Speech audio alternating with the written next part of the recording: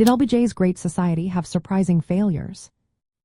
Imagine a time when the government aimed to wipe out poverty and end racial injustice in one bold sweep. That was the 1960s, with Lyndon B. Johnson pushing his vision called the Great Society. It was a huge push for change, passing nearly 200 laws to improve education, health care, civil rights, and reduce poverty. Programs like Medicare and Medicaid were created to help seniors and low-income families get health coverage.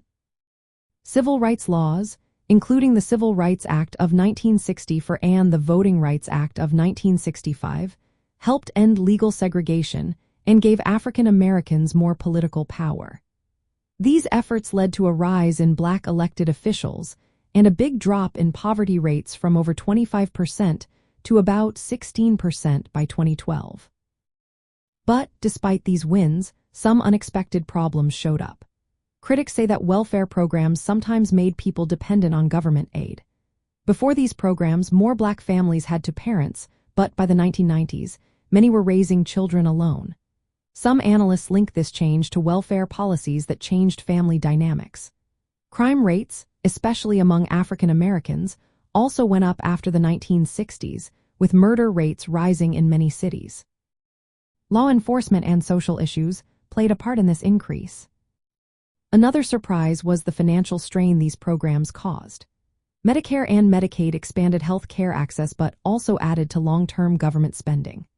The Office of Economic Opportunity, part of the War on Poverty, was shut down in 1981 because many doubted how effective it was. During the late 1960s, inflation and economic troubles grew worse because Johnson increased federal spending to fund social programs and the Vietnam War. This spending contributed to rising inflation and economic instability. Looking back at the 1960s, many saw the Great Society as a brave and caring effort to make America fairer. It brought real progress in civil rights and helped millions escape poverty.